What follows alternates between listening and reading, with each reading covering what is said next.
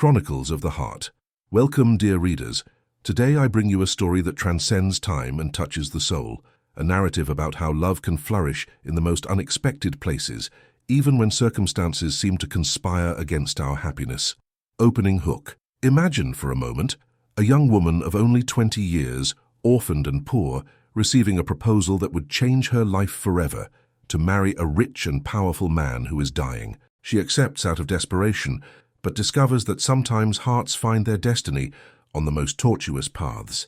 This is the story of Carmen, a woman who transformed a cold agreement into eternal love. Before we begin this exciting journey, tell me in the comments, where are you watching from? What city? What country? I love knowing where my dear listeners are. And don't forget to subscribe to the channel and leave that like to help me continue bringing these stories that warm the heart. Year 1877, Mendoza Valley, Andean region of South America. The morning mist was still dissolving between the snow-capped peaks when our story began, in an era when the world changed slowly and hearts kept secrets as deep as the valleys between the mountains. The golden morning light filtered through the cracks of the small wooden window, drawing faint stripes across the dirt floor where Carmen embroidered. Her fingers, delicate but marked by work, guided the needle with almost religious precision, as if each stitch were a silent prayer for the survival of another day. The fabric in her hands, a baptism dress commissioned by the Montenegro family, represented 3 weeks of sustenance for her and Aunt Remedios. Carmen knew the value of every penny, every thread, every drop of sweat that ran down her forehead on that morning, already warmed by the Andean sun. "Carmen, my child." Remedios' hoarse voice echoed from the room at the back of the little adobe house. The dry cough that followed made the young woman's heart clench like a closed fist. Carmen carefully placed the sewing on the rough wooden table and walked to the room where her aunt rested. The smell of medicinal herbs mixed with the aroma of morning coffee, creating an atmosphere of care and concern that had become constant in those last months. "How do you feel today, Aunt?" asked Carmen, adjusting the pillow behind the back of the woman who had raised her like a daughter since she was 8 years old. Remedios smiled, but her eyes couldn't hide the fatigue that seemed to grow with each dawn. "Better, dear. Always better when I see your face." Her hands, once strong and calloused from working the land, now trembled slightly as they touched Carmen's face. The young woman knew her aunt was lying out of love. The tuberculosis that had settled in Remedios' lungs was like a shadow that grew slowly but mercilessly. The village doctor had spoken of quinine, of expensive treatments that cost more than they could gather in 6 months of work. Carmen returned to the living room where the baptism dress awaited her. Each stitch she made was also a thought about the uncertain future. Through the window, she could see the snow-capped peaks of the mountain range, majestic and unchanging, as if they were silent witnesses to the small human dramas unfolding at their feet. The valley where they lived was a place of wild beauty, where little adobe houses spread like small flowers among the cultivated fields. Hacienda Mendoza dominated the horizon, its extensive and fertile lands contrasting with the simplicity of the rural workers' dwellings. Don Eduardo Mendoza. Carmen knew the name, as everyone in the valley knew it. A man of 42 years, widowed for 6, owner of lands that stretched as far as the eye could see. They said he was a just but rigid employer. That mourning for his wife had transformed him into a man of few words and many responsibilities. Carmen had never seen him up close, only on rare occasions when he passed by the main road mounted on his chestnut horse, always serious, always distant. For a young woman like her, Don Eduardo existed in a world as unreachable as the stars that shone over the Andes. The needle slipped through the fabrics while Carmen lost herself in thoughts. What destiny awaited her? Would she remain forever in that little house, caring for Aunt Remedios until the disease took her, then face life completely alone? The prospect made her shudder, not from fear of loneliness, but from uncertainty about how she would manage to survive. The sun was already high when Carmen finished the cuff of the baptism dress. Her eyes burned slightly, a sign that she had worked without rest since dawn. She stood up to prepare the simple lunch they would share: vegetable soup, homemade bread, and the herbal tea that helped calm Remedios' cough. While stirring the soup on the wood stove, Carmen listened to the familiar sounds of the valley, the distant lowing of cattle, the shouts of children playing in the road, the ringing of church bells announcing noon. It was a simple, almost silent life, where each day resembled the previous one in a routine that offered security, but little hope of change. Then, as if fate wanted to respond to her thoughts, A firm knock on the door interrupted the afternoon's tranquility. Carmen opened the door and found herself facing an unknown man, dressed in the typical clothes of hacienda workers, but with an air of authority that indicated he was more than a simple day laborer. "Forgive the inconvenience, Señorita Carmen," he said, removing his hat in a respectful gesture. "I am Miguel, foreman of Hacienda Mendoza. Don Eduardo requests that you come to the big house tomorrow at noon. There is a work proposal for you." Carmen felt her heart accelerate. Work at the hacienda meant enough money to buy the medicines that Aunt Remedios needed, but it also meant leaving her safe routine and entering an unknown world. "What kind of work?" she asked, trying to keep her voice steady. "Kitchen work, Señora. 3 weeks preparing food for the harvest season workers. Don Eduardo has heard of your culinary skills." Carmen nodded slowly. "I'll be there tomorrow at noon." Miguel touched the brim of his hat again and departed, leaving Carmen at the open door, watching him disappear down the dusty road. The wind brought the aroma of wildflowers that grew on the mountain slopes, as if nature itself whispered that changes were coming. That night, while she embroidered by candlelight and listened to Aunt Remedios' irregular breathing in the next room, Carmen couldn't shake a strange feeling, as if her life was about to take a completely different direction, but she could never imagine how much. Dawn brought with it a thick mist that clung to the valley like a bride's veil, transforming the landscape into a watercolor of grayish tones. Carmen wore her best dress, a faded blue that had been her mother's, and braided her chestnut hair in a simple crown that framed her delicate face. "Go peacefully, my child," said Remedios, watching her niece's preparations with eyes bright with fever and pride. "You have blessed hands for cooking. Don Eduardo won't regret it." Carmen kissed her aunt's forehead, feeling the excessive heat that the fever brought. Another reason for this job to work out: they urgently needed the money for medications. The walk to Hacienda Mendoza took almost an hour. Carmen followed the dirt road that serpentined between the cultivated fields, where workers were already busy with morning tasks. The sun began to dissipate the mist, gradually revealing the imposing big house that rose in the center of the lands. Hacienda Mendoza was a 2-story construction, with whitewashed walls and a red tile roof that contrasted beautifully with the green of the surrounding pastures. Wide verandas surrounded the building, supported by dark wooden columns that spoke of prosperity and tradition. Carmen headed to the employees' entrance at the back of the house, where she found Miguel talking with other women who had been hired for the harvest period. "Señorita Carmen, welcome," Miguel greeted. "These are Luz, Maria, and Esperanza. You'll work together preparing meals." The 3 women received Carmen with warm smiles.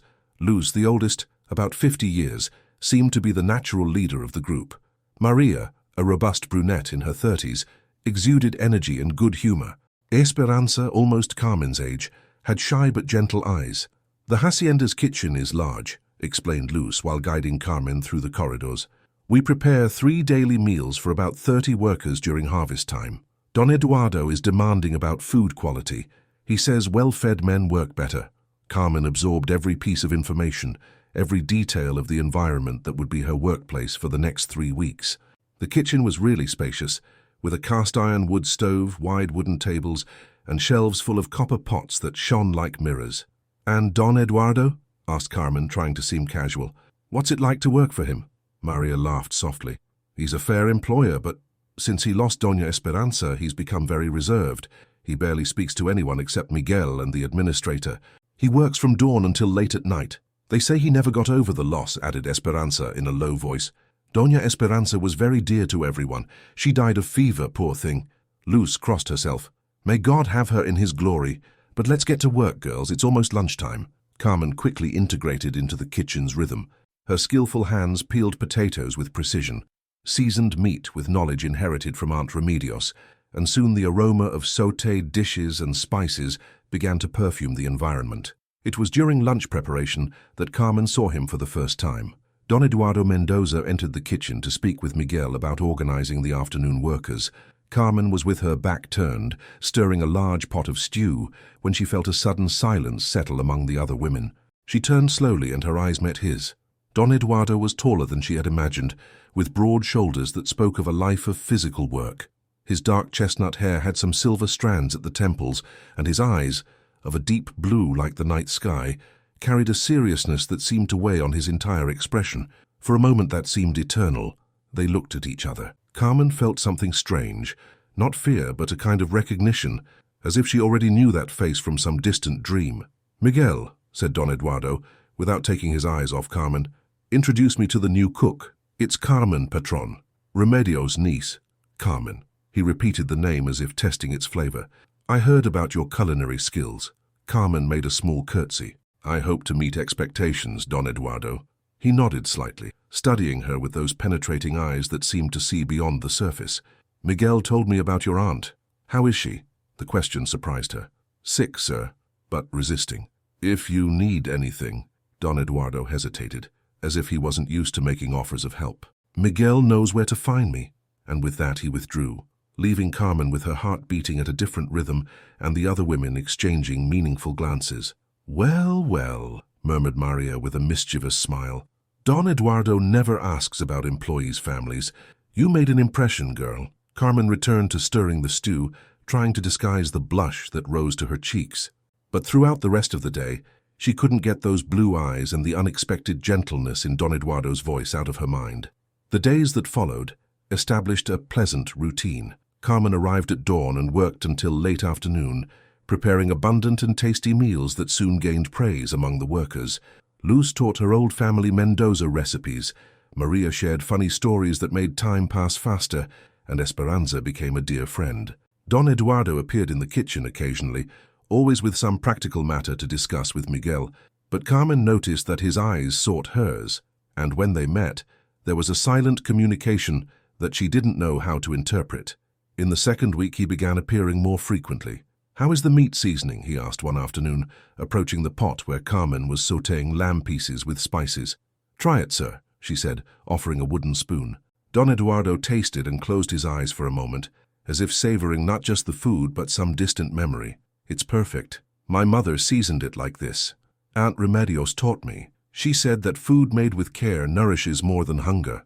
Your aunt is a wise woman." He hesitated again, as if wanting to say something more, but just nodded and withdrew. Carmen realized that something was changing, not just in Don Eduardo, but also in her. She began to look forward to his appearances in the kitchen, to take more care of her appearance in the morning, to wonder about the life of that man who carried so much weight on his shoulders. In the last week of work, Don Eduardo appeared one afternoon when Carmen was alone in the kitchen. The others had gone out to get vegetables from the garden. "Carmen," he said, and there was something different in his voice. "I need to speak with you." Carmen dried her hands on her apron, feeling her heart accelerate. "Yes, sir? Finish your work here today. Tomorrow, I want you to come to the big house. There's something I need to discuss with you." The intensity in his eyes made her swallow hard. "Did I do something wrong, sir?" "No." Don Eduardo looked at her for a long time. "On the contrary, you did everything right." And with those enigmatic words he withdrew, leaving Carmen with more questions than answers. That night, while walking back home under a starry sky, Carmen couldn't shake a feeling that her life was about to change irreversibly. The aroma of night flowers that perfumed the Andean air seemed more intense, as if even nature sensed that something important was about to happen. But what could Don Eduardo Mendoza want to discuss with her alone in the big house? The answer would come the next day, bringing with it a proposal that would forever transform the destiny of a young seamstress and a solitary landowner. The morning brought a cold breeze that descended from the mountains, carrying the scent of pine trees and the promise of changes that Carmen felt in the air like a premonition. She wore her best dress again, her mother's faded blue, and arranged her hair with more care than usual, without completely understanding why. Aunt Remedios was worse. The nighttime cough had intensified, and Carmen found drops of blood on the handkerchief she had tried to hide under the pillow. "Go, my child," whispered Remedios, although each word seemed to cost her immense effort. "Don Eduardo is a good man. Whatever he wants, listen with an open heart." Carmen kissed her aunt's feverish forehead, promising to return soon with news. But as she walked the familiar road toward the hacienda, an uneasiness grew in her chest like a bird flapping its wings to escape from a cage. The big house seemed different seen from the main entrance. The white columns rose majestically, and the surrounding gardens, although well cared for, showed signs of persistent melancholy, as if nature itself felt the absence of Doña Esperanza. Miguel waited for her at the entrance. "Don Eduardo awaits you in the office," he said, and Carmen noticed something different in his expression, a mixture of concern and curiosity that made her stomach tighten. Don Eduardo's office was a spacious room with bookshelves full of books, land maps pinned to the walls, and a large dark wooden desk where papers and documents were scattered. The aroma of leather and tobacco created a masculine and solemn atmosphere. Don Eduardo stood by the window, observing the fields that stretched to the horizon. When Carmen entered, he turned, and she could see that he had slept little. Dark shadows surrounded his blue eyes. "Carmen, please sit," he said, indicating a leather chair in front of the desk. She obeyed, keeping her hands clasped in her lap to disguise her nervous trembling. Don Eduardo sat behind the desk, but not immediately. First, he walked to a sideboard and served himself a glass of water, as if he needed time to organize his thoughts. "What I'm going to tell you," he began, finally sitting down, "may seem unusual. I ask that you listen to me until the end before responding." Carmen nodded, feeling her heart beat so strongly she feared he might hear it. Don Eduardo took a deep breath. "I'm sick, Carmen. Hepatic cirrhosis. The doctor from the capital gave me between 8 and 10 months to live." The words hit Carmen like a physical blow. She opened her mouth to speak, but he raised his hand, asking for silence. "I have no heirs," he continued, his voice firm despite the gravity of what he was saying. "When I die, the hacienda, these lands, this house, everything, will pass to my distant cousin in the capital, who knows nothing about agriculture, and will sell everything to land speculators." Carmen found her voice. "Sir, I don't understand why you're telling me." "Because," interrupted Don Eduardo, looking directly into her eyes, "I'm proposing that you marry me." The silence that followed was so profound that Carmen could hear the tick-tock of the clock on the wall and the distant singing of birds in the garden. She opened and closed her mouth several times, like a fish out of water. "I don't understand," she managed to whisper. Don Eduardo stood up and walked again to the window. "It's an agreement, Carmen. A marriage of convenience that would benefit both of us.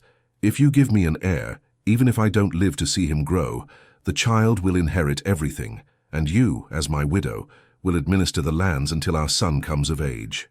Carmen felt dizzy. "But sir, I'm just a seamstress. I know nothing about managing a hacienda. Miguel can teach you, and you have something more valuable than technical knowledge. You have heart. I saw how you care for your aunt, how you treat the workers in the kitchen. You care about people." He returned to sit, leaning forward. "In exchange, I'll offer financial security for you and your aunt, the best medical care for Doña Remedios, a comfortable home, and the guarantee that you'll never lack for anything." Carmen felt as if she were dreaming. "And what do you gain from this?" "The peace of knowing that my inheritance won't be wasted, that the families who depend on this land won't be left without sustenance, and perhaps," he hesitated, "perhaps the chance to not die completely alone." There was something in the last phrase that unexpectedly touched Carmen's heart. She saw for a moment not the powerful landowner, but a sick and lonely man facing death with no one by his side. "I need time to think," she said, her voice trembling slightly. "Of course. But Carmen," Don Eduardo leaned forward more, "I don't have much time. If you accept, it would be better if we married soon." Carmen stood up, feeling her legs weak. "When do you need an answer?" 3 days. If you accept, we can marry next week at San Jose Church." Carmen nodded, unable to speak anything more. Don Eduardo accompanied her to the door. "Carmen," he said when she was already in the hallway, "I know it's a lot to absorb, but think not just about yourself, but about your aunt too." The walk back home passed like a blur. Carmen felt as if she were floating, as if her feet didn't completely touch the ground. Don Eduardo's proposal echoed in her mind like the ringing of church bells, insistent, impossible to ignore.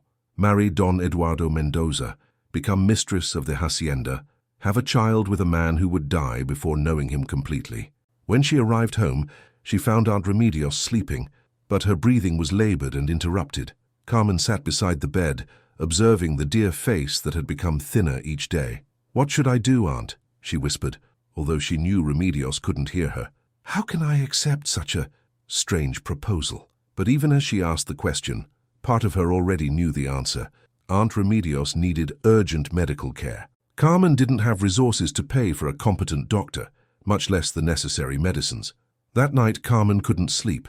She remained sitting by the window, observing the stars that shone over the snow-capped peaks of the mountain range.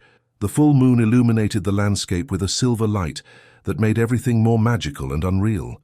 Would it be possible to find some kind of happiness in a loveless marriage? Don Eduardo seemed like an honorable man, but could she really give her life to a stranger, even if it were to save Aunt Remedios? The second day brought a crisis. Remedios woke up with high fever and breathing difficulties that made Carmen run to fetch the village doctor. The man, after examining the patient, shook his head gravely. "She needs quinine and other medications that can only be found in the capital," he said, "and she needs them urgently. So I can't guarantee more than a few weeks without proper treatment." Carmen felt the world collapse around her. A few weeks. That was all that remained for the woman who had raised her with so much love. On the third day, she made her decision. The walk to the hacienda seemed longer than ever, but this time Carmen walked with firm steps. Don Eduardo waited for her in the same office, and from the lines on his face, she could tell that he too had slept little. "I accept," said Carmen without preambles. Something changed in Don Eduardo's expression, a deep relief that he tried to disguise, but that Carmen managed to perceive. "Are you sure?" he asked. "I am, but with one condition. I want Aunt Remedios to receive the best medical care immediately.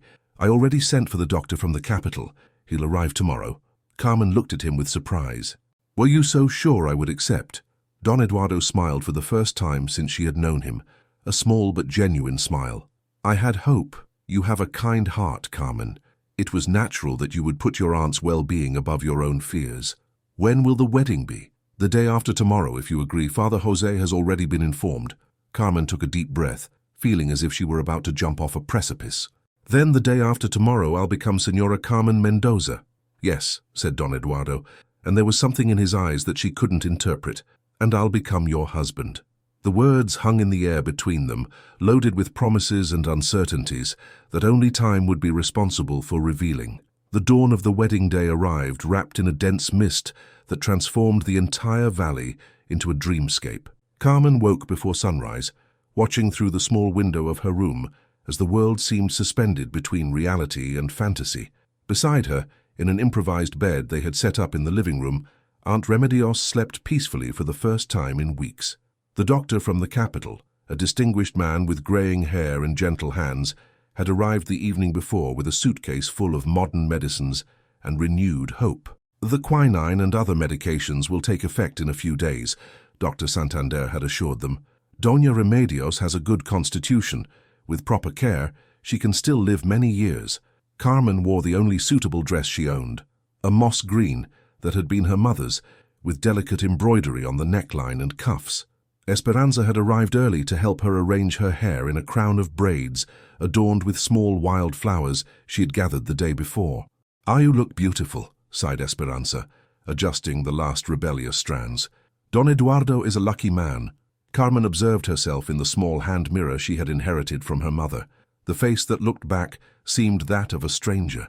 The brown eyes shone with a mixture of nervousness and determination, and the dress lent her an elegance she didn't know she possessed. "It's not luck," murmured Carmen. "It's necessity, for both of us."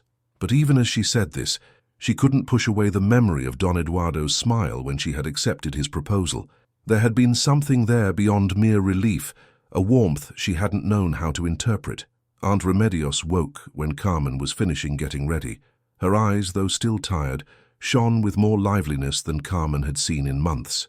"My beautiful girl," whispered Remedios, extending her trembling hands to touch her niece's face. "Your mother would be so proud." Carmen knelt beside the bed, holding the dear hands. "Am I doing the right thing, Aunt? Sometimes I feel like I'm betraying my parents' memory, marrying without love." Remedios smiled with wisdom accumulated through years of simple life. "Love, my dear, can grow in the most unexpected places. I've seen how you look at Don Eduardo and how he looks at you. There's something there, even if you haven't realized it yet." Miguel arrived at noon to accompany Carmen to the church. He brought a small carriage pulled by 2 white horses, a gesture from Don Eduardo to make the day more special. "Don Eduardo awaits you at the church," Miguel said, helping Carmen climb into the carriage. "And he allowed me to say that I've never seen him so nervous." The church of San Jose was located in the center of the small village, a simple stone construction with a bell tower that rose against the blue Andean sky. When the carriage stopped in front of the entrance, Carmen saw that some local inhabitants had gathered to witness the wedding. News that the orphaned seamstress would marry the valley's most powerful landowner had spread quickly. Don Eduardo waited for her at the altar, dressed in a dark suit that emphasized his imposing figure. When Carmen walked down the church's central aisle, she saw something in his eyes that made her stumble slightly. It wasn't just relief or gratitude, but something deeper, more dangerous. Admiration. Father Jose, an elderly man with a soft voice and kind hands, conducted the ceremony with simplicity and dignity. Carmen barely heard the Latin words that echoed through the stone walls. She was too concentrated on the presence of the man beside her, on the warmth that emanated from him, on the discreet scent of sandalwood and leather that had become familiar during her weeks at the hacienda.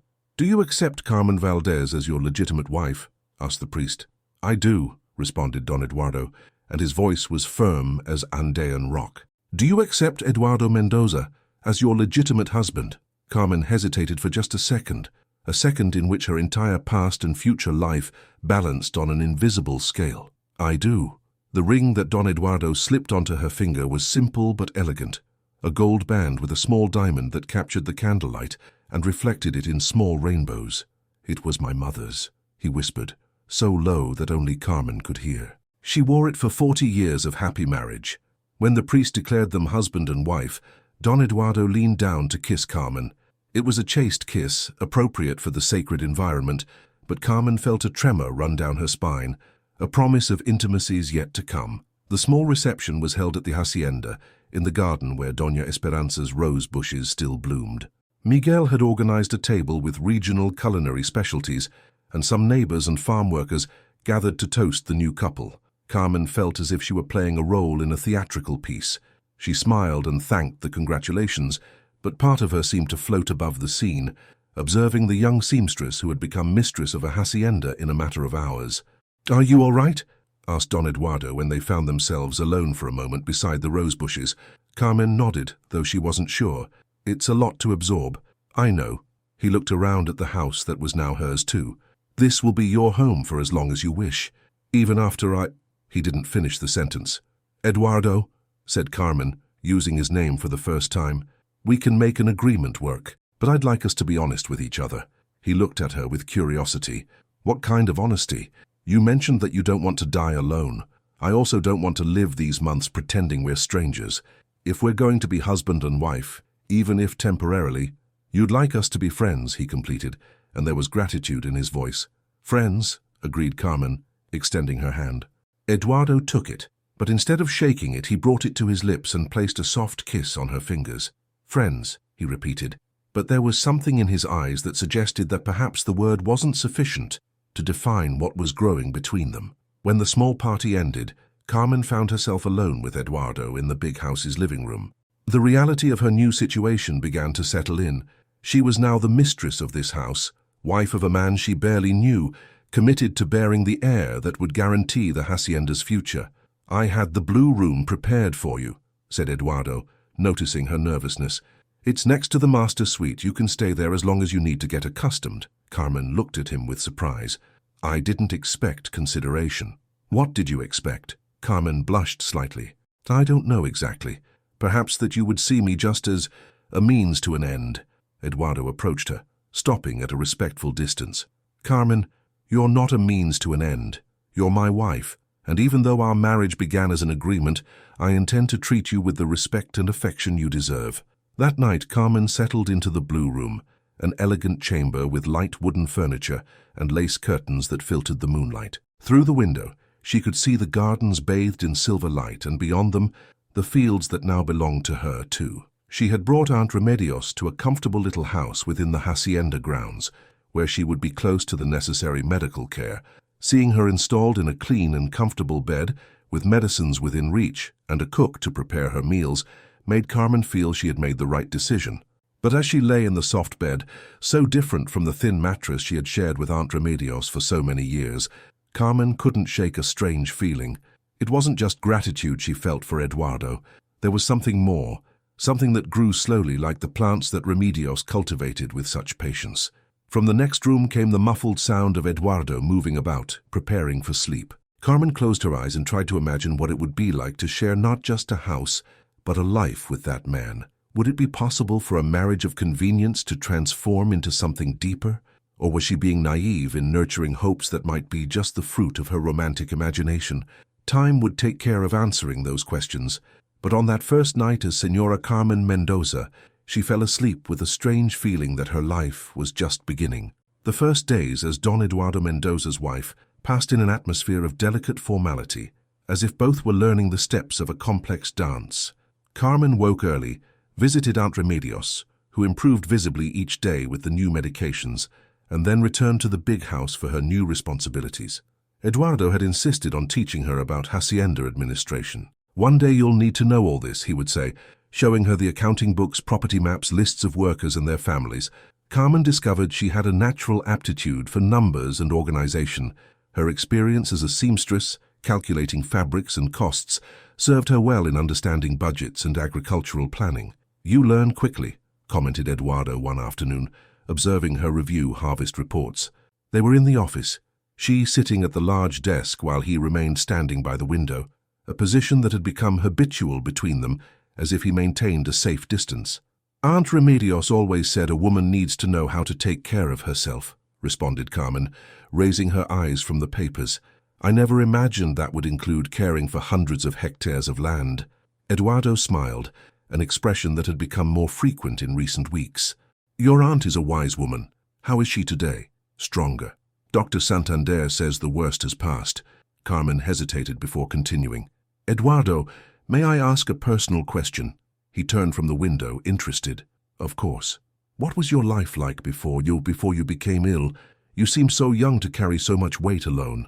Eduardo walked to the leather armchair near the desk and sat down, the first time he had allowed himself this proximity since the marriage. "I haven't felt young for a long time," he said, running his hands through his hair. "I took over the hacienda at 18 when my father died. I married Esperanza at 24, a marriage arranged by the families." Carmen detected something in his voice. "Did you love her?" "I respected her. Esperanza was a good woman, educated, from a traditional family. But love," Eduardo shook his head. "No, there was no love between us. We were companions, nothing more." "It must have been lonely." Eduardo looked at her with surprise, as if no one had ever noticed that. "It was. Very lonely." A comfortable silence settled between them. Carmen returned to the reports, but she was conscious of his presence in a new way, not just as her nominal husband, but as a man who carried his own sorrows and unrealized dreams. "Carmen," said Eduardo suddenly, "would you like to see Esperanza's garden? It's at the back of the house. She planted rose bushes she brought from the capital." Carmen nodded, curious. They walked through the house corridors until they reached a French door that opened to a walled garden. What Carmen saw made her sigh with admiration.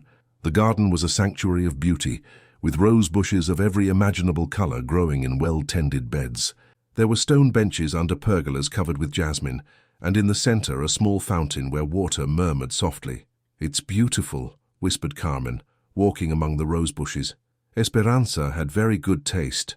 She spent hours here. It was her refuge. Eduardo watched Carmen delicately touch the petals of a red rose. "I'd like it to be yours now." Carmen looked at him with surprise. "Mine? The garden needs someone who will love it. Miguel takes good care of it, but it's not the same thing." Eduardo approached her. "Esperanza would like someone to continue her work." Carmen felt tears sting her eyes. "I don't know anything about gardening." "You can learn. You have good hands for caring for things." Eduardo extended his hand and, hesitant, touched Carmen's fingers. "I saw how you care for your aunt, how you treated the workers in the kitchen. You have a gift for making things grow." The touch was brief, but Carmen felt an electric current run through her arm. It was the first time Eduardo had deliberately touched her since the marriage, and something in the gesture was more intimate than any word. That night, during dinner, they had established the habit of eating together in the formal dining room. The conversation flowed more naturally than ever. "Tell me about your childhood," asked Eduardo, serving himself more wine. Carmen smiled, remembering. "It was simple but happy. My parents had a small sewing workshop. Mama taught me to embroider before I turned 6. Papa always came back from work in the fields with wildflowers for Mama. They loved each other, very much. I remember seeing them dancing in the kitchen on Sundays when Mama cooked something special." Carmen looked at Eduardo. "What were your parents like?" "My father was a hard man, but just...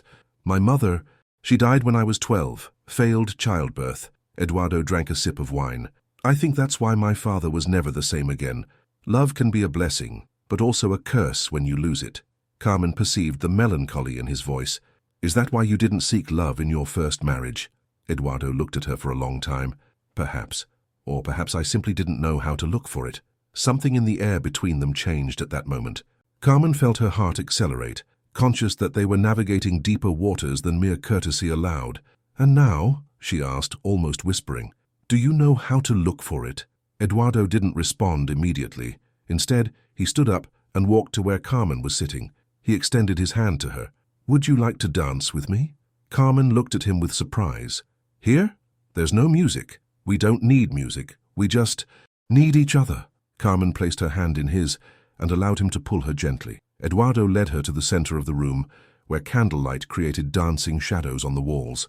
They began to move slowly, without music beyond the sound of their beating hearts and the night breeze that whispered through the open windows. Eduardo held one of Carmen's hands, while his other hand rested delicately on her waist. Carmen felt his warmth through the thin fabric of her dress. "Why are you doing this?" she asked, looking into his eyes.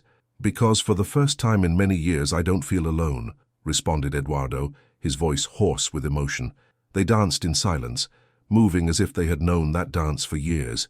Carmen felt as if she were floating, conscious only of the man in her arms and the subtle but profound change that was happening between them. When they finally stopped, they remained too close. Close enough for Carmen to see the small lines around Eduardo's eyes, close enough to feel his breath on her face. "Carmen," whispered Eduardo, and there was something new in his voice, a vulnerability she had never heard before. But instead of speaking more, he stepped back, as if suddenly remembering the limits they had established between them. "Good night," he said, his voice returning to the formal tone. "Thank you for the dance." Carmen was left alone in the dining room, still feeling the ghost of his hands on her waist, still hearing the echo of her name whispered with such tenderness. That night, lying in her room, Carmen couldn't sleep. Through the thin wall that separated her from Eduardo's room, she could hear him moving, equally sleepless. Something was changing between them. She felt it like you feel the scent of flowers in the air before even seeing them. But would it be safe to allow these changes to happen? Eduardo was a condemned man, and she was beginning to fall in love with her temporary husband. On the other side, Eduardo also remained awake, looking at the ceiling and wondering how a young seamstress had managed to awaken in him feelings he thought himself incapable of feeling. The agreement between them was transforming into something dangerously close to true love. September arrived in the valley with cool mornings and golden afternoons that seemed steeped in honey. Carmen woke one of those mornings with a strange sensation in her stomach. Not exactly nausea, but a sensitivity that made her wrinkle her nose at the coffee aroma she usually found delicious. For 2 weeks now, she and Eduardo had been developing a routine of growing intimacy. Morning walks through the gardens, long conversations during meals, silent moments in the office where she worked while he observed, and their hands occasionally touched when passing documents. The night before, Eduardo had read to her a book of poems by Gustavo Adolfo Bécquet he had brought from a trip to the capital years before.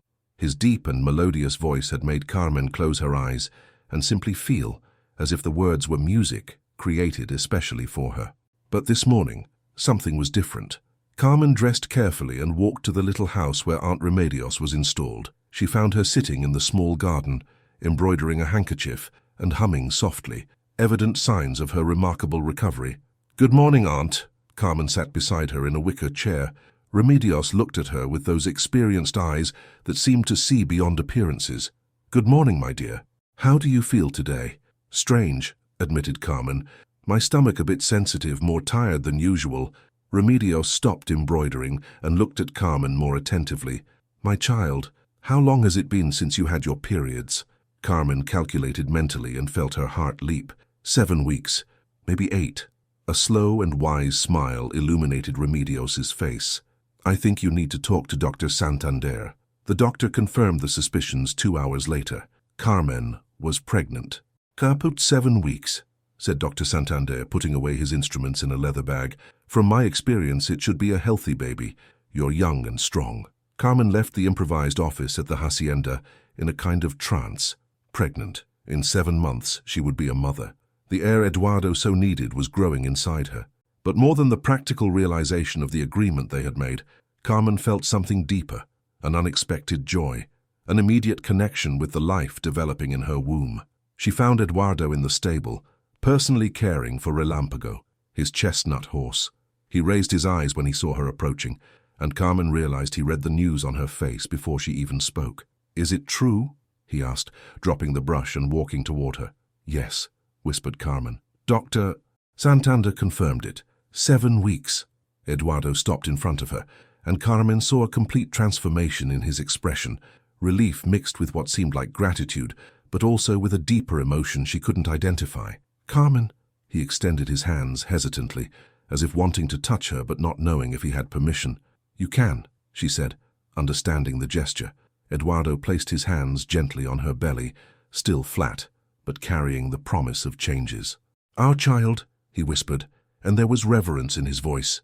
"Our child," repeated Carmen, covering his hands with hers.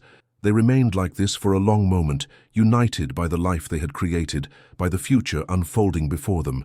Carmen felt tears running down her face, but she didn't know if they were from joy, fear, or a mixture of both. "Thank you," said Eduardo, his voice thick with emotion. "Eduardo," Carmen looked into his eyes. "It's not just about the agreement, is it? This child, it means something more to you." Eduardo released her hands and walked a few steps, running his hands through his hair in a gesture Carmen recognized as nervousness. "Yes," he finally admitted. "It means much more." "Why?" Eduardo turned toward her, and Carmen saw raw vulnerability in his face. "Because during all the weeks we've been married, it wasn't just gratitude or necessity I felt for you. It is, he struggled with the words. "What is it, Eduardo?" "Love," he said, so low Carmen almost didn't hear. "I fell in love with you, Carmen, completely, irrevocably, and now our child is the fruit, not just of an agreement, but of the love that grew between us." Carmen felt the world stop around her. "Eduardo, I know it may seem impossible," he continued, the words coming in a stream. "I know our marriage began as a convenience, but what I feel for you is real. It's the kind of love I never experienced before, didn't even dream was possible." Carmen walked toward him, placing a hand over his heart. She could feel the accelerated beating under her palm. "And you?" asked Eduardo, covering her hand with his. "Is it possible that you feel something beyond gratitude for me?"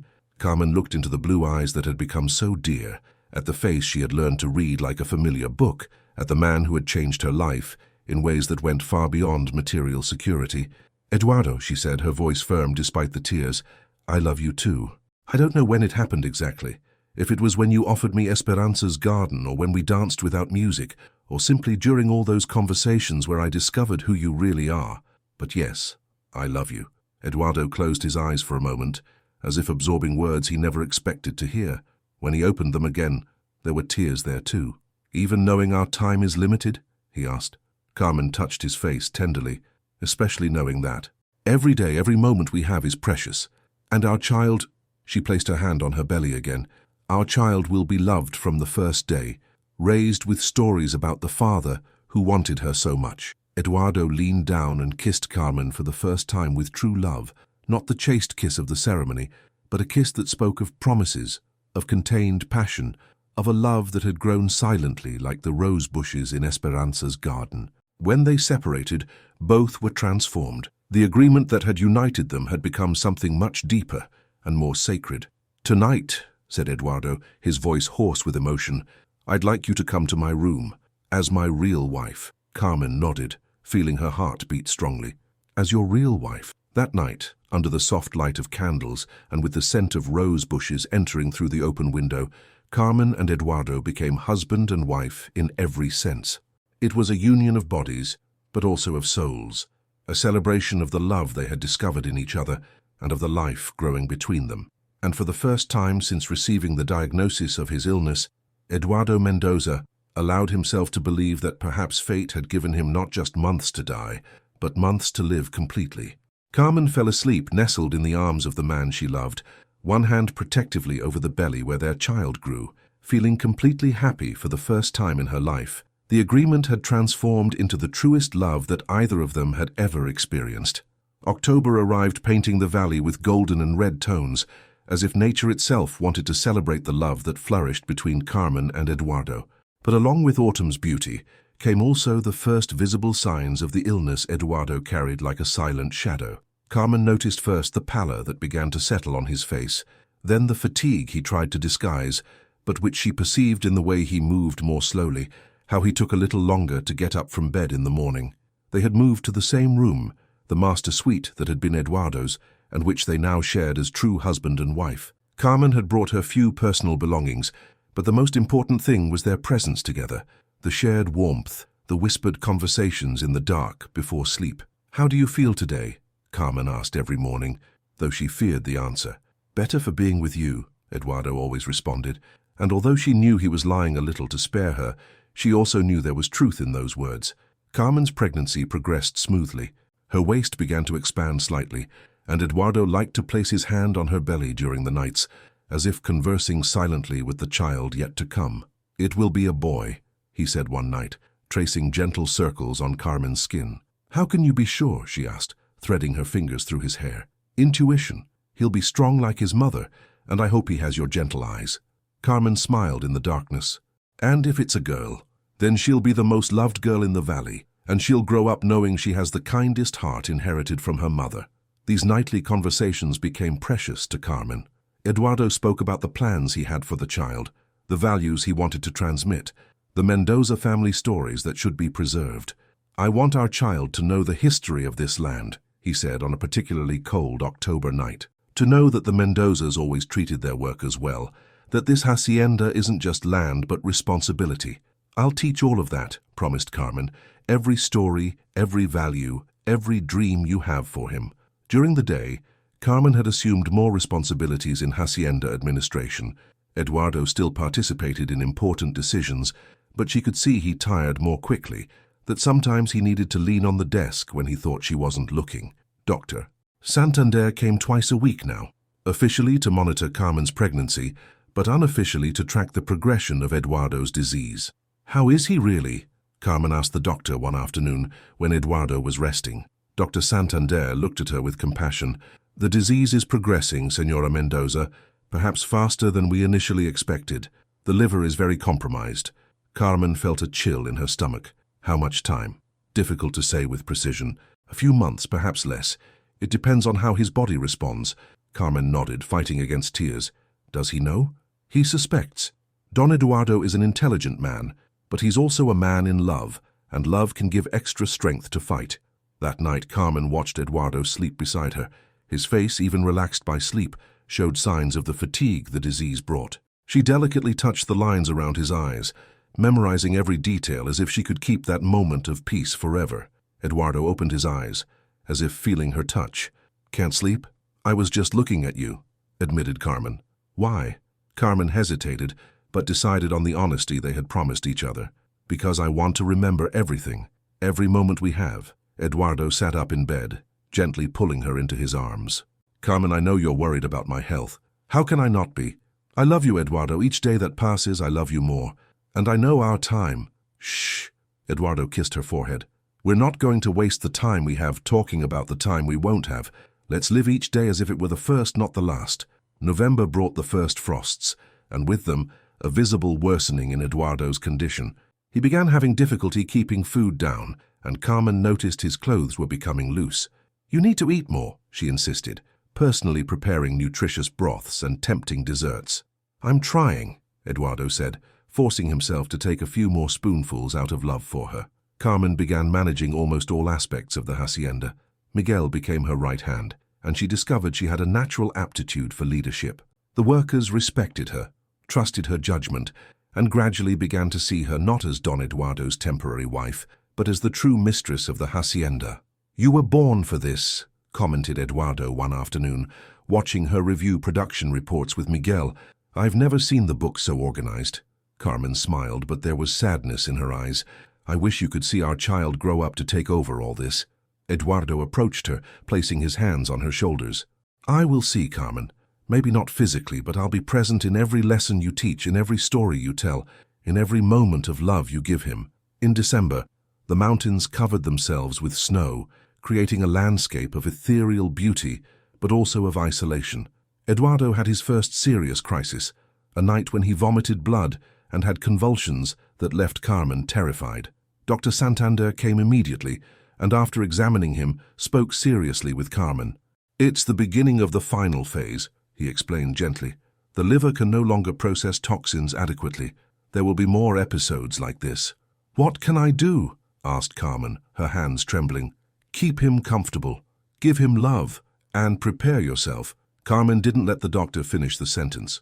She wasn't ready to prepare for the inevitable. On Christmas Eve, Eduardo asked Miguel to bring the lawyer from the capital. During the afternoon, he reviewed and updated his will, leaving detailed instructions about the inheritance and how he would like Carmen to be protected. "Why today?" asked Carmen when the lawyer left. "Because tomorrow is Christmas, and I want it to be perfect. No worries, no pending business.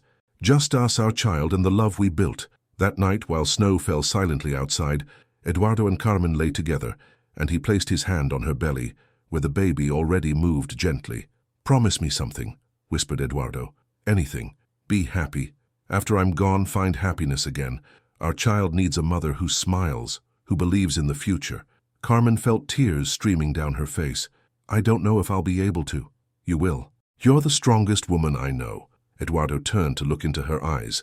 "And maybe one day you'll find someone who loves you as you deserve to be loved. No one will be able to love me like you love me. No. But they could love you differently, and you could love back without diminishing what we had." Carmen kissed Eduardo with all the passion and desperation she felt. "I love you so much it hurts.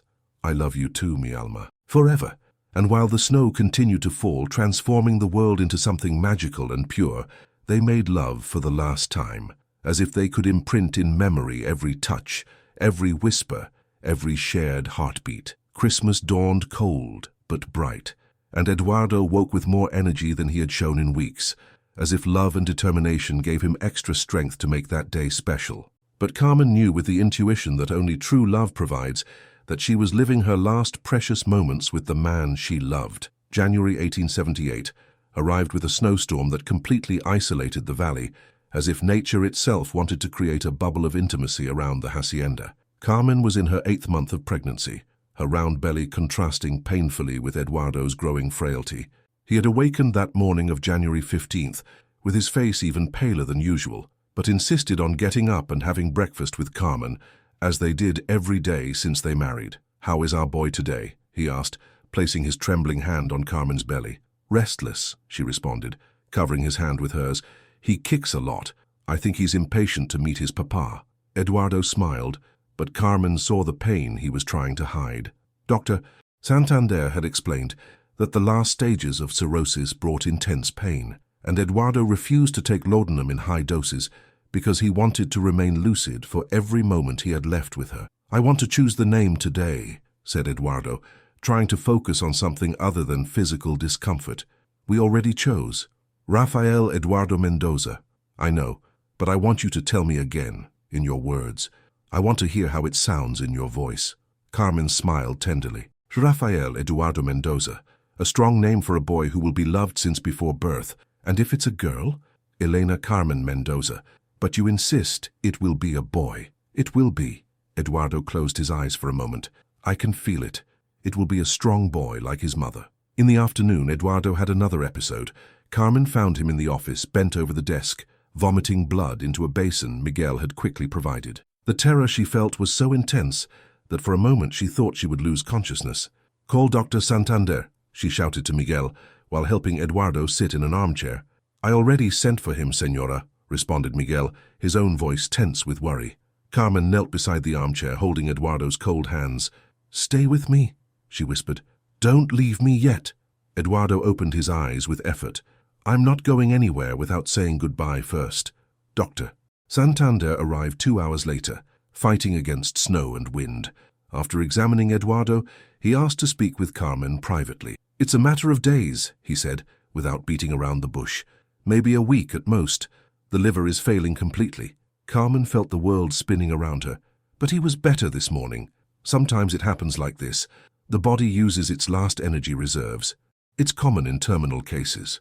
And if the baby is born before, you're in your 8th month. If labor begins, the child has excellent chances of surviving. Dr. Santander gently touched Carmen's arm. "You need to be strong now. Don Eduardo is counting on your strength." That night, Carmen helped Eduardo to bed, but he was restless, as if sensing something. "Carmen," he said, his voice weak but determined, "if something happens to me in the next few days and you go into labor, don't talk like that. I need to talk. If I'm not conscious when our child is born, I want him to know that he was wanted, planned, loved from the first moment." Carmen lay beside him, nestling her head on his shoulder. "You'll be there. You have to be. I'll try. I promise I'll try. For 3 days, Eduardo remained stable, as if his will could halt the disease's progression. Carmen didn't leave his side, sleeping in the armchair beside the bed, when fatigue overcame her.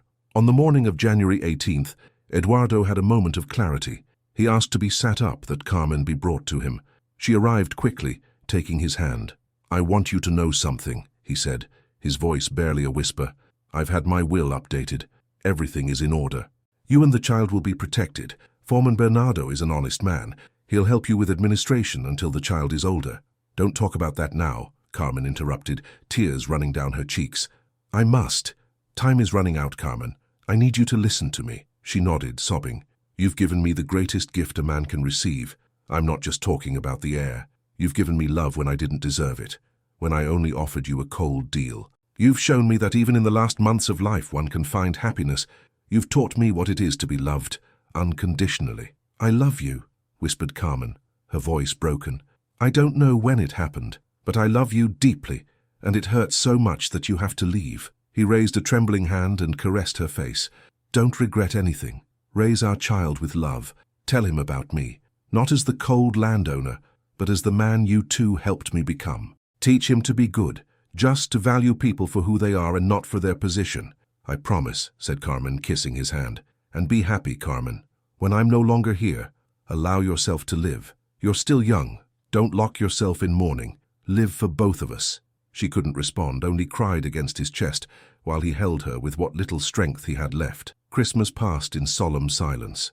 Eduardo could barely stay awake more than a few hours a day. The doctor increased the laudanum doses to control pain, but that kept him in an almost permanent state of drowsiness. Carmen remained by his side, holding his hand, talking to him, even when he didn't respond, because she needed to believe he could still hear her. January arrived with a cutting cold. Carmen was already in her 8th month. The baby could be born at any moment. Remedios and the housekeeper forced her to rest, to eat, to take care of herself. But she always returned to Eduardo's room, unable to be far from him. One afternoon in mid-January, while Carmen was resting in her room following doctor's orders, she felt the first pain. It was different from normal pregnancy discomfort. It was sharp, intense, and repeated at intervals. Remedios, who was with her, paled and immediately sent for the village midwife. Labor lasted all night and part of the next day. It was long, difficult, painful. Carmen screamed, cried, clutched Remedios' hands while the midwife gave her instructions. In a moment of lucidity between contractions, she asked about Eduardo. "He's sleeping," lied Remedios. "We don't want to wake him." But Carmen knew the truth. He was too weak, too sick. Maybe he didn't even know what was happening. Finally, when the afternoon sun began to decline, the baby was born. It was a boy, small but healthy, with strong lungs that filled the room with his crying. The midwife cleaned him, wrapped him in blankets, and placed him in Carmen's arms. She looked at him exhausted but marveled. He was perfect. He had his father's dark hair, closed eyes, clenched fists, a tiny miracle born from a desperate agreement that had transformed into love. "Take him to Don Eduardo," said Carmen weakly. "He needs to see him." Remedios and the housekeeper exchanged worried glances. "Are you sure, daughter? You should rest. Please. I don't know how much time he has left. He needs to meet his son." Remedios carefully took the baby and left the room. Carmen closed her eyes, tears running down her temples. She prayed silently, asking that Eduardo would have the strength for that last moment. In the adjoining room, Remedios entered slowly. Eduardo was awake, something that hadn't happened in days. His eyes, though clouded by pain and medication, turned toward her. Bernardo, the foreman, was sitting beside the bed, keeping him company. "Don Eduardo," whispered Remedios, "your son has been born." The man's eyes opened wider.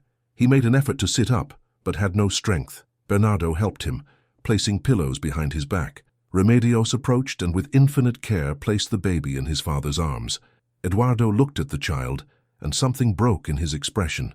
Tears began to run down his gaunt face. He raised a trembling hand and touched the tiny cheek of the baby, his fingers, his hair. The child opened his eyes for an instant, and father and son looked at each other. "He's beautiful," whispered Eduardo, his voice barely audible. "He looks like her." "Carmen is well," informed Remedios. "Tired, but well, thank God." He closed his eyes, still holding the baby. "He must be called Vicente, after my father. Vicente Leandro Fuentes. Promise me he'll grow up knowing where he comes from. but also knowing that love is more important than name or lands. "I promise, sir," said Remedios, crying too. Eduardo kissed the baby's forehead, a gesture so soft it was barely a touch. Then he returned him to Remedios' arms. "Take him to his mother, he needs to be with her." Remedios left and Eduardo remained looking at the ceiling, tears still running. Bernardo squeezed his shoulder wordlessly, sharing that moment. During the following days, Eduardo fought to stay conscious as long as possible. Carmen recovered from childbirth, caring for little Vicente with Remedios' help. When she had strength, she brought the baby to Eduardo's room so he could see him. He looked at him with infinite tenderness, sometimes touching him, other times just observing him, as if wanting to engrave every detail in his memory. Carmen sat beside the bed holding the baby, talking to Eduardo about simple things, how Vicente had slept that night, how he grasped her finger with surprising strength, how he resembled him. Eduardo listened with his eyes closed, a small smile on his lips. One afternoon he asked her to come closer. Carmen left the baby in the crib they had placed in the room and sat on the edge of the bed. Eduardo took her hand. "Don't be afraid of the future," he told her. "You're stronger than you think. Bernardo will help you. Trust him. The workers respect you. This place will be fine under your care." "Don't talk like that," she begged. "You still have time." He shook his head weakly. "Not much. I can feel it. But it's all right, Carmen. I've lived more in these months with you than in all the previous years. I'm leaving in peace." She leaned down and kissed him, a kiss loaded with everything they couldn't say. He returned the kiss with what little strength he had left. "Thank you for loving me," he whispered. "Thank you for teaching me that love can be born even in the most difficult circumstances," she responded. That night, Eduardo slept deeply. Carmen stayed by his side, holding his hand, watching his chest rise and fall with increasingly spaced breaths. At dawn, when the first rays of sun entered through the window, Eduardo Fuentes exhaled his last breath. It was peaceful, with no apparent pain. He simply stopped breathing. Carmen didn't scream or cry dramatically. She remained there, holding his hand, feeling the warmth gradually leave his body. Tears ran silently down her face. Remedios entered upon hearing the silence and immediately understood. She approached, embraced Carmen, and both cried together. The funeral was held 3 days later. It was a grey February day with a cold wind that made the trees whisper. The chapel was full of people from the valley, hacienda workers, neighbors, village merchants. Everyone had come to say goodbye to Eduardo Fuentes, a man who had been respected, if not loved, by the community. Carmen was in the front row, dressed in black with Vicente in her arms. The baby slept, oblivious to the solemnity of the moment. Remedios was beside her, Bernardo and the housekeeper behind them. The priest spoke about Eduardo's life, his dedication to the land, his sense of justice, words that were true, but that didn't capture the man Carmen had known in those last months. When they lowered the coffin into the earth in the small family cemetery on the hill overlooking the hacienda, Carmen approached the edge of the grave. Holding Vicente with one arm, she dropped a white rose on the dark wood. "Thank you for everything," she whispered. "I'll love you always." The months that followed were difficult, but not impossible. Carmen assumed administration of the hacienda with Bernardo's help, who proved to be as loyal and competent as Eduardo had promised. She learned quickly, showing a natural ability for numbers and decisions. The workers, who at first had been skeptical about having such a young woman in charge, soon respected her for her fairness and dedication. Vicente grew healthy and strong. He was a happy baby, with an easy smile, who filled the house with his babbling and laughter. Carmen raised him with infinite love, telling him stories about his father every night before sleep, although he was still too small to understand. Remedios had become the grandmother Vicente needed, spoiling him but also helping Carmen with house and hacienda responsibilities. Her health had recovered completely, and she often said that caring for her grandson had given her a reason to stay strong. Spring came, then summer. The hacienda prospered under Carmen's administration. She had implemented some improvements, always consulting with Bernardo and remembering Eduardo's teachings. The fields yielded good harvests, the workers were content, and the Fuentes hacienda's reputation remained impeccable. One August afternoon, almost a year after Eduardo's death, Carmen walked through the gardens with Vicente in her arms. The child was already 7 months old, fat and healthy, with the same dark eyes as his father and his mother's smile. Carmen reached the hill where the family cemetery was located. Eduardo's grave was well cared for, with fresh flowers she brought every week. She sat on the grass, placing Vicente on a blanket beside her. The baby played with his own feet, making happy little sounds. Carmen spoke aloud as she used to do when she came alone. I miss you, Leandro, every day, but I want you to know we're well. Vicente grows strong and healthy. He has your determination. I can see it already. The hacienda prospers. Bernardo has taught me much and the workers trust me. Your cousin will never be able to touch this place. I'll protect it for our son, as you ask me. She paused, looking at the golden horizon of sunset. Sometimes I wonder how everything would have been if you had had more time, if we could have been a real family for more years. But then I think maybe it was perfect like this, intense, brief, but real. But you taught me that love doesn't need years to be deep, that sometimes a few months are enough to change an entire life. Vicente babbled something, and she lifted him, sitting him on her lap. Look, she told the baby, pointing to the grave. That's your papa. He was a good man, serious, yes, but good. And he loved you before you were born. He gave everything he had to ensure you'd have a future. Never forget that. The baby put his fist in his mouth, looking at her with those big eyes so much like his father's. Carmen kissed his forehead and stood up. We'll come back next week, she told the grave. We always come back. While descending the hill with Vicente in her arms, Carmen felt a peace she hadn't felt in months. The pain of loss was still there. It probably always would be. But there was also gratitude. Gratitude for those months they had shared, for the unexpected love that had flourished between them, for the son who was the living legacy of that love. Life continued. The hacienda needed her attention, Vicente needed her care, Remedios her company, and she was ready for all of it. She was no longer the humble young woman who sewed in a small house, frightened and without options. She was Carmen Fuentes, widow of Don Leandro, mother of Vicente, administrator of a prosperous hacienda. She had found her strength in the most improbable circumstances. Upon arriving at the house, Bernardo waited for her on the porch with some documents that needed her review. She smiled at him, handed Vicente to Remedios, who came out to receive them, and prepared to work. There were decisions to make, letters to write, numbers to review. But that night, after putting Vicente to sleep in his crib, seeing how he fell asleep with his thumb in his mouth, Carmen allowed herself to remember. She took from the wardrobe a small box, where she kept the few personal belongings of Eduardo she had preserved, a handkerchief with his embroidered initials, a letter he had written to her shortly before dying, and which she read in moments like this, a pocket watch she would one day give to Vicente. She opened the letter carefully. The paper already showed marks from being folded and unfolded many times. Eduardo's handwriting was firm, but with some trembling, obviously written with effort. My dear Carmen, it said, if you're reading this, it's because I'm no longer with you. I want you to know that these months by your side have been the greatest gift of my life. You came when I had lost all hope, when I thought only duty and resignation remained. You showed me that even in final moments, life can surprise us with beauty. I didn't ask for love, but you gave it to me. I didn't deserve your tenderness, but you offered it to me.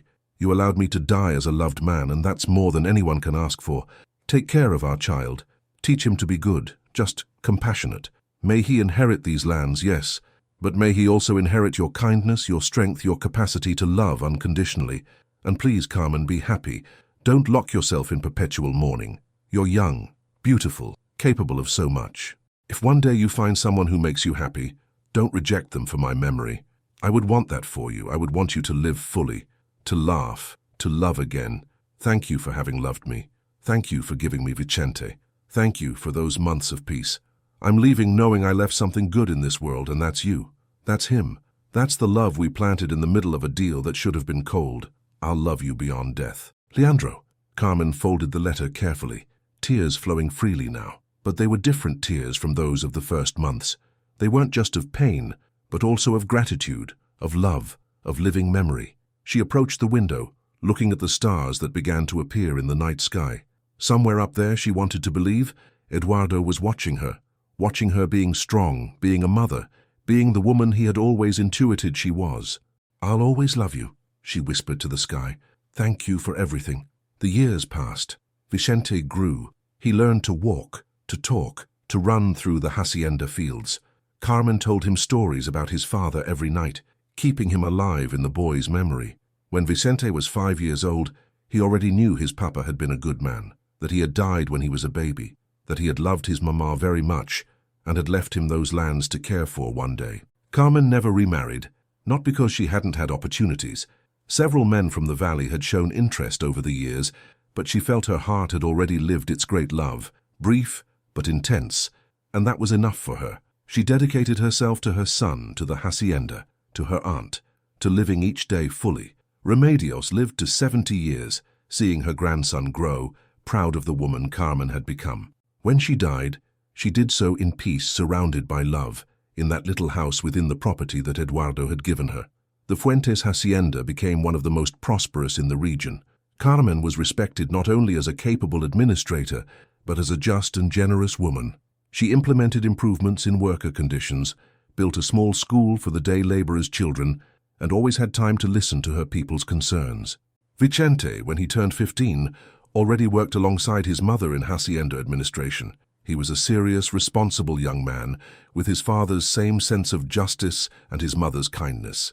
Carmen looked at him and saw both, herself and Leandro, fused in that son who was her greatest pride. One spring afternoon, mother and son climbed together to the cemetery hill. It was the anniversary of Don Leandro's death. 15 years had passed.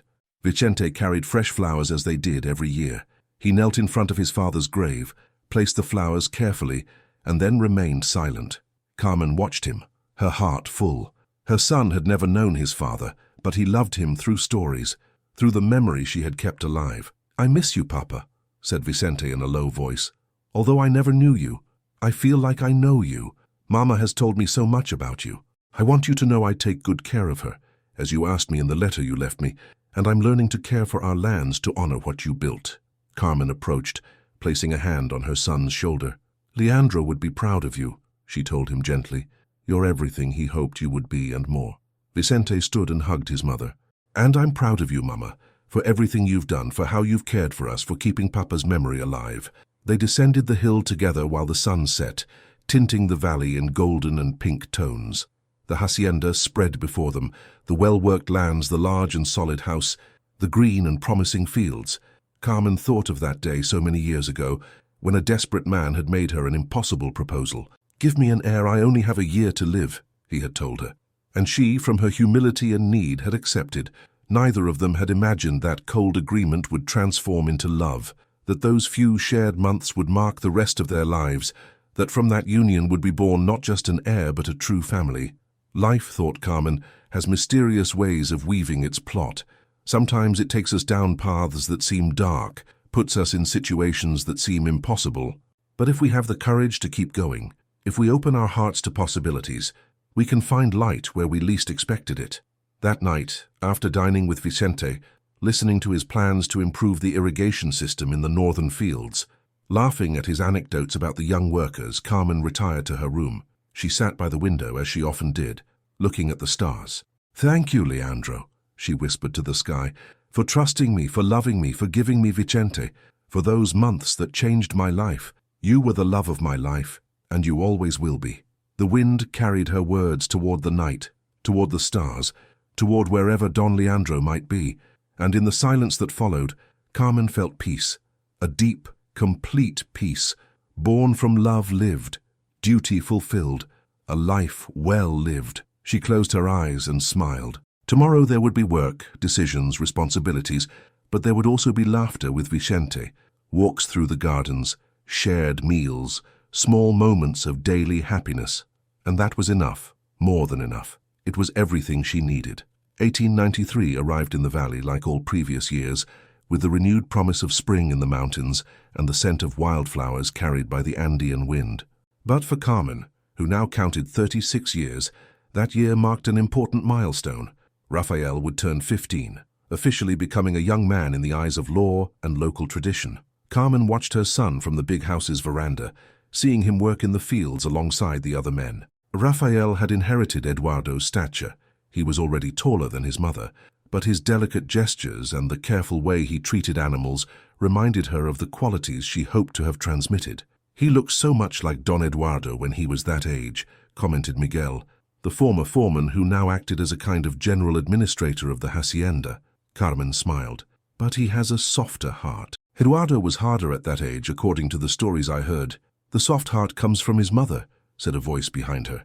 Carmen turned and found Dr. Miguel Santander climbing the veranda steps. In recent years, his visits had become practically weekly, and Carmen had stopped wondering if they were strictly professional.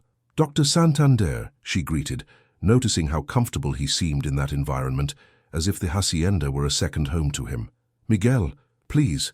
After so many years, I think we can dispense with formalities. Carmen nodded, although she still felt slight tension when he looked at her more lingeringly. At 36, she had matured into serene beauty, chestnut hair now pulled back in an elegant chignon, some soft lines around her eyes that spoke of smiles and worries, a natural dignity that her position as mistress of the hacienda had developed in her. "How is Aunt Remedios today?" asked Miguel, inquiring about the woman who had become dear to the entire family. "More fragile. She's 86 now, and I think she's begun preparing to depart." Miguel nodded understandingly. "It's natural. She's had a long and full life, and she's had the joy of seeing Rafael grow." Carmen looked again at her son in the fields. "Sometimes I wonder if I did everything right, raising him alone." "Carmen," Miguel approached her, his voice softer. "Rafael is an exceptional young man, gentle, hard-working, respectful. Any father would be proud, including the father he never knew. Especially him." Carmen felt that familiar pang of longing that still visited her when she thought of Eduardo. 15 years had passed since his death, but some wounds, even healed, were still sensitive to touch. "May I ask a personal question?" said Miguel, hesitant. Carmen looked at him, curious. "Have you ever thought about marrying again?" The question hung in the air between them like a butterfly, delicate but impossible to ignore. Carmen took a deep breath. "I think about it sometimes, but..." She searched for the right words. "I still feel married, if that makes sense. As if Eduardo was still my husband, just absent." Miguel nodded, though she perceived a shadow of sadness in his eyes. "I understand. It must have been a very deep love." "It was. But Miguel..." Carmen hesitated, then decided on honesty. "It's not that I don't see virtues in other men. It's that I don't know if my heart still has room for a different love." Miguel smiled, and there was genuine understanding in his expression. "The heart has an extraordinary capacity for expansion, Carmen. Loving someone new doesn't diminish previous love. It just adds." Before Carmen could respond, Rafael appeared on the veranda, sweaty from work but smiling. "Mama, Dr. Miguel," he greeted, removing his hat in a courtesy Eduardo had learned through the stories Carmen told. "Rafael," said Miguel, extending his hand to greet the young man. "How's the work in the fields?" "Well, Miguel taught me to calculate the best planting period based on moon phases. It's fascinating how nature has its own rhythms." Carmen watched the interaction between Miguel and Rafael, noticing how the doctor treated her son not as a child, but as a young man worthy of respect. It was one of the qualities she most appreciated in Miguel, his ability to see people as they really were, not as they appeared to be. "Rafael," said Carmen, "go wash and change clothes. Today is the day to visit Aunt Remedios." Rafael nodded and entered the house. Miguel remained on the veranda with Carmen. "He's lucky to have you as a mother," commented Miguel, "and I'm lucky to have him as a son." "Carmen?" Miguel hesitated, then continued. "Would you like to have dinner with me today? Not here at the hacienda, but in the village. There's a small restaurant that opened recently." Carmen felt her heart accelerate. It wasn't the first time Miguel had made invitations, but something in the way he asked this time seemed different, more serious, more loaded with intentions. "Miguel, it doesn't have to be a commitment," he said quickly. "Just two friends having dinner together, talking about life." Carmen looked at him, really looked. Miguel Santander was an attractive man, she had always known that. But more than that, he was kind, intelligent, respectful. He had cared for Aunt Remedios with dedication, treated Rafael as if he were his own nephew, and offered Carmen solid friendship for years without ever pressuring for more. "All right," she said finally, "but with one condition." "Which?" "If at any moment I say I need to leave, you accept without questions." Miguel smiled. "Agreed." That night, Carmen wore a simple but elegant navy blue dress and pulled her hair back in a low chignon. In the mirror, she saw a mature, dignified woman who had survived early widowhood and built a solid life for herself and her son. "You look beautiful," said Aunt Remedios from the armchair where she spent most of her time now. "Eduardo would be happy to see you going out to dinner with a good man." "Aunt, my dear." Remedios held Carmen's hand with her fragile but still loving fingers. 15 years is enough time for mourning. You've honored Eduardo's memory magnificently, but you also have a right to happiness." Carmen kissed her aunt's forehead. "I don't know if I'm ready." No one is ever completely ready to start over, but sometimes you have to take the first step anyway. The dinner was pleasant. Miguel had chosen a discreet location where they could talk without being observed by the entire community.